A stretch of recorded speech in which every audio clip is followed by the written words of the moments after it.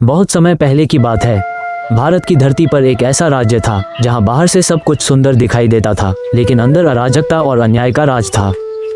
एक दिन एक समझदार गुरु और उनके दो शिष्य कई दिनों की यात्रा के बाद इस नगर के पास पहुंच गए। गुरु मुस्कुराए और बोले, बेटा, पहले जाकर अच्छे से देखो इस नगर को। किसी जगह को समझना हो तो उसके बाजार और लोगों को देखो।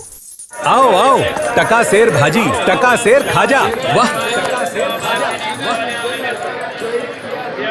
आओ आओ, टका सेर भाजी, टका सेर खाजा। वाह! यहाँ तो सब कुछ कितना सस्ता है। ऐसा राज्य तो मैंने कभी नहीं देखा। इतना सस्ता सामान देखकर शिष्य बहुत खुश हो गया। उसने खूब सारी मिठाइयाँ और खाने पीने का सामान खरीद लिया। शिष्य खुशी खुशी गुरु के पास पहुंचा और बोला, गुरुदेव, ऐसा नगर मैंने पहले कभी नहीं देखा। यहाँ सब कुछ एक ही दाम पर मिलता है। गुरु गंभीर हो गए और बोले, जहाँ अच्छी और बुरी हर चीज की कीमत एक जैसी हो, वहाँ न समझदारी होती है न न्याय। बेटा, ये जगह रहने लायक नहीं है। लेकिन शिष्य बोला, गुरुदेव, इतना सस्ता नगर छोड़ना तो बेवकूफी होगी। मैं यहीं रुकता हूँ। गुरु ने आखिरी बार शिष्य को समझाया। जब वो नहीं माना तो गुरु अकेले ही नगर से निकल गए। उन्हें पता था कि एक दिन ये शहर अपने ही गलत फैसलों में फंस जाएगा।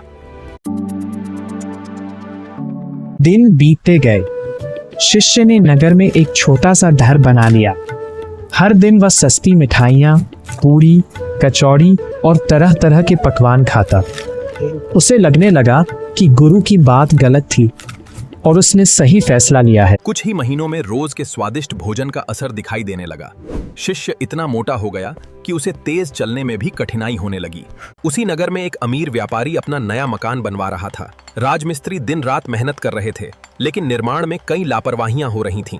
एक दिन अचानक नई बनी दीवार भरभरा कर गिर पड़ी। वहां से गुजर रहा एक निर्दोष राहगीर उसके नीचे दब गया और उसकी वहीं मृत्यु हो गई। नगरवासी मृत व्यक्ति के परिवार को लेकर न्याय की गुहार लगाने राजा के दरबार पहुंच गए।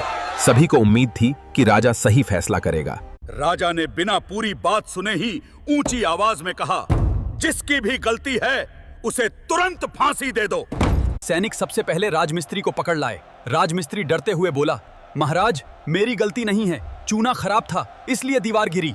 महाराज, मैंने तो सही चूना बनाया था, पानी ज्यादा मिला दिया गया था, गलती मेरी नहीं है। फिर दोष कुम्हार पर गया। कुम्हार ने किसी और का नाम किसी दूसरे पर लाता रहा, लेकिन राजा ने किसी की बात समझने की कोशिश। एक एक करके दोषी बदलते गए। किसी ने कुम्हार को दोष दिया, किसी ने लकड़ी वाले को, किसी ने नर्तकी को।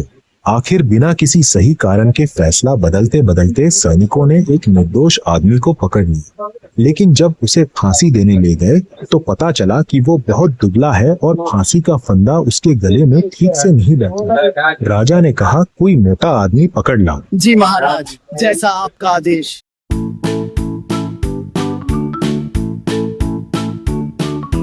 राजा के आदेश प्राप्त होते ही सैनिक पूरे नगर में सक्रिय हो गए। उन्हें किसी भी स्थिति में एक व्यक्ति की आवश्यकता थी जिसे तत्काल दंडित किया जा सके। इसी दौरान सैनिकों की दृष्टि उसी शिष्य पर पड़ी। प्रतिदिन मिठाइयां खाने के कारण वो बैठा था। सैनिकों ने बिना किसी स्पष्टीकरण के उसे तुरंत गिरफ्तार कर लिया।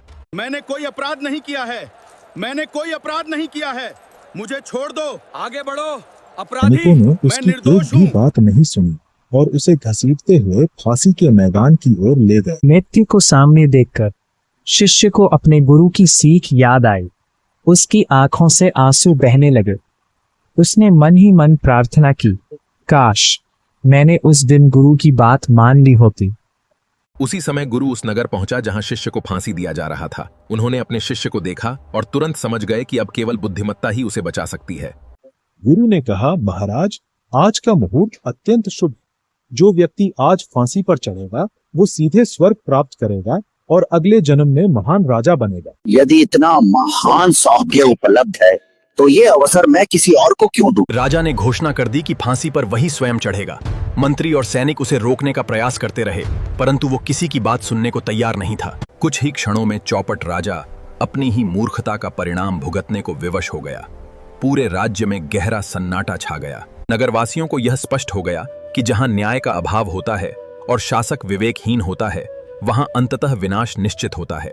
दिया गुरु अपने शिष्य के साथ उस नगर से प्रस्थान कर गए।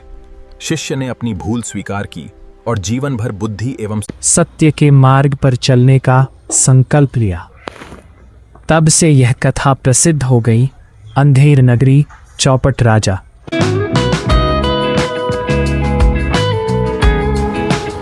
अगर आपको ये वीडियो पसंद आया हो तो इसे लाइक करें, अपने दोस्तों के साथ शेयर करें न भूलें। अगली वीडियो में फिर मिलेंगे एक नई और रोचक जानकारी के साथ। धन्यवाद।